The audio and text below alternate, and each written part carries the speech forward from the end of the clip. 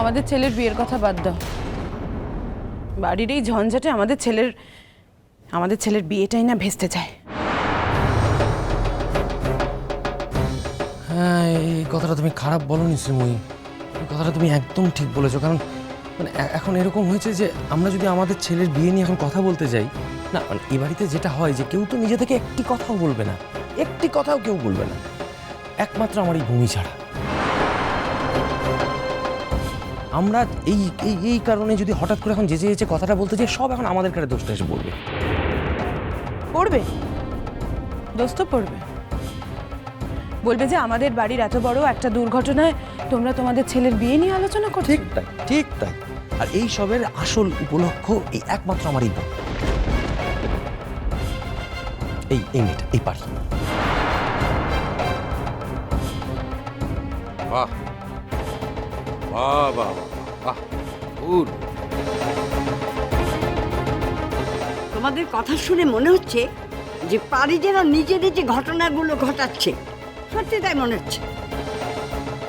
আচ্ছা, নিজে ঘটাক আর নাই ঘটাক, আমি তো বারবার করে বারণ করেছিলাম। আমি তো বাবাকেও বারবার করে বলেছিলাম যে বাবা, আমার বোনটা পাগল, ওর বিয়ে দিও না। কোথায় যাবে, সেখানে গিয়ে কি ঘটাবে। ঠিক তাই, সারাটা জীবন তো আমাদের জ্বালিয়ে মেরেছে, আমাদের বাড়িকে জ্বালিয়েছে। ঠিক আছে, বাড়িতে জ্বালাচ্ছে, ভবিষ্যতেও জ্বালাবে, সেটাও জানি। সারা জীবন জ্বালাবে। খবরদার শো, তুমি দিন দিন সভ্যতার সীমা অতিক্রম করে যাচ্ছ। তোমার বাবা কখনো কিছু বলবে না বলে কোনোদিনই যে কিছু বলবে না তা কিন্তু নয়। যখন বলবে সেটা যে খুব মধুর হবে না, সে অভিজ্ঞতা নিশ্চয়ই তোমার আছে। তাছাড়া তুমি কোন সাহসে পারি কি পাগল বলো? পারি কি পাগল?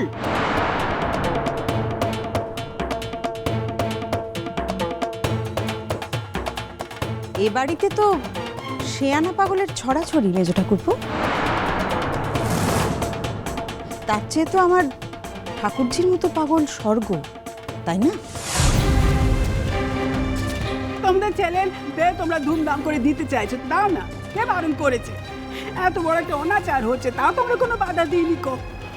তবে তোমরা আমার মেয়ের পিছনে লাগ দিচ্ছ কেন? হ্যাঁ, কোথায় তাকে দুটো সান্ত্বনার কথা কইবে? তা না,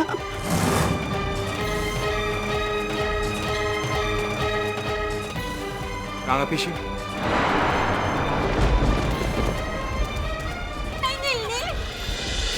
জানিস তো আমার বরকে না কোথাও খুঁজে পাওয়া যাচ্ছে না গো। হ্যাঁ, আমার বর না হারিয়ে গেছে। হ্যাঁ, হারিয়ে গেছে। আর তো মাম্মাকে দেখে আমাকে খাবার করে খোয়া করছে, তখন থেকে খাবার করে খোয়া করছে। রাঙা পিসি কেঁদো না। তুমি তোমার বাবার বাড়িতে আছো, বাবার পয়সায় খাচ্ছ। কে তোমাকে খোয়ার করবে বলো দেখি? এই যে যারা তোমাকে পছন্দ করে না তারা এই বাড়ি ছেড়ে চলে যেতে পারে।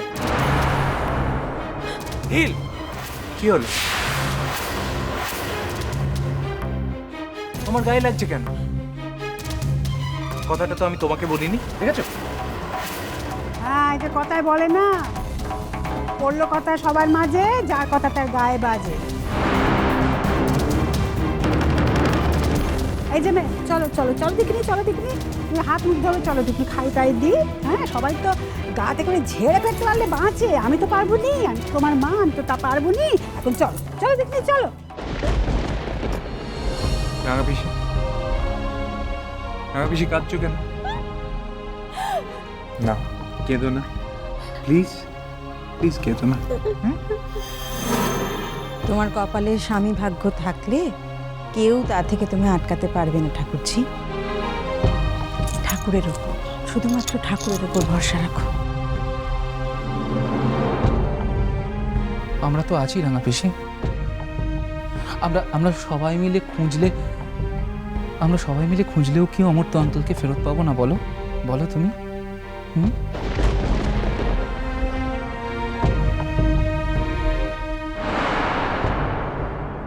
ছাই পাবে, কোনো দিনও যেন না পাও, এই কামনাই করি ঠাকুরের কাছে। এখন তো বুঝতে পারছো না কেমন হাঁড়ির হাল করে ছাড়বো তোমার পিসির। আর একবার এ বাড়িতে আসুক না আসি, তাকে নিয়ে জোট বেঁধে সব জঞ্জাল যদি আমি না তাড়িয়েছি তো কি বলেছি, আজ মাথা নিচু করে যা যা শুনছি একদিন এই সব কিছু উসুল তুলে ছাড়বো। তুমি আমার একটা কথা শুনবে মা? হ্যাঁ হ্যাঁ শুনবো, বলো বলো কি কথা। তাইলে কি স্যারকে খুঁজে পাবো বাবা? তাইলে স্যারকে খুঁজে পাবো? হ্যাঁ হয়তো পাবে মা। অমর্ত্য তো চাই তো তুমি গান নিয়ে থাকো। তোমাকে গানের রেকর্ডিং করাতে নিয়েও গিয়েছিল, কিন্তু তোমাদের দুজনের এমনই কপাল যে সেদিনই সে অসুস্থ হয়ে পড়ল। আমি বলি কি, তুমি আবার গান করো, আবার গান নিয়ে থাকো। গান হলো স্বয়ং ঈশ্বরের মতো, বুঝলে? গান নিয়ে থাকলে জীবনে কোনো আঘাত, কোনো অপমান তোমাকে স্পর্শ করতে পারবে না মা। ঠাকুরপো, তুমি কালকে যোগাযোগ করো রেকর্ড কোম্পানির সঙ্গে। হ্যাঁ, বলো যে আমাদের বাড়ি গান গাইতে পারবে। হ্যাঁ। ও বাবা বাবা, তাইলে স্যারকে খুঁজে দেবে না? হ্যাঁ স্যারকে খুঁজে দেবে না? কোথাও থেকে স্যারকে খুঁজে দেবে না? হ্যাঁ গান গেয়ে একেবারে উদ্ধার করে দেবে সকলকে। গান নিয়ে থাকবে, এখন কাঁড়ি কাঁড়ি টাকা ধ্বংস করার প্ল্যান। রাঙা পিসির গান রেকর্ডিং এর ব্যাপারে যা যা করতে হবে আমি করব, যেখানে যেখানে নিয়ে যেতে হবে আমি নিয়ে যাব, আমি করব। দাদু ভাই, আমিও আছি, কিন্তু আমিও আছি। করার তো কিছু বিশেষ নেই দাদু ভাই। রাঙা পিসি তো গান গেয়ে টাকা খরচ করতে যাচ্ছে না, উল্টে টাকা রোজগার করতে যাবে। তা শুধু এই নিয়ে যাওয়া আর নিয়ে আসা, এইটুকু তোমরা যদি করতে পারো তাহলে তো আর। না না নীল, নীল দেখো সামনে তোমার বিয়ে, সেটা নিয়ে অন্তত এইটুকু তো ভাবো। এই সবাই মিলে যদি একজনকে নিয়ে পড়ে থাকো তাহলে তো এত বড় কাজটা এমনি এমনি হয়ে যাবে। কেন আমাদের ছেলের বিয়ে বলে কি সব দায় আমাদেরই? অদ্ভুত। তার কি করা যাবে মেজ বৌমা? তাই যখন একবার ঘাড়ে নিয়েছো, সামলাতে তো তোমাদেরই হবে। আমরা তো আর দায় নিতে যাইনি। তাছাড়া যাকে তুমি সব থেকে বেশি ভরসা করো সেই তো এসেছে, সে তো চলে এসেছে। তাহলে আর তোমার কোথায় চিন্তা? হ্যাঁ মেজ বৌমা? একজনের প্রতিভার বিকাশ করার সুযোগ আমি পাইনি, হয়তো আর ভবিষ্যতেও পাবো না, কিন্তু একই ভুল আমি দ্বিতীয়বার করতে চাই না। প্রতিভার সঙ্গে থাকলে ভেতরটা পুরো আলো হয়ে যায়, এই কথাটা আমি জেনে গেছি মা।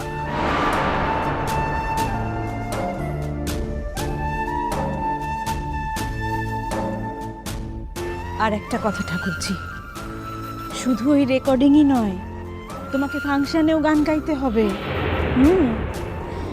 তুমি যদি একা যেতে না পারো, দরকার হলে আমি তোমাকে নিয়ে যাব ঠাকুরজি।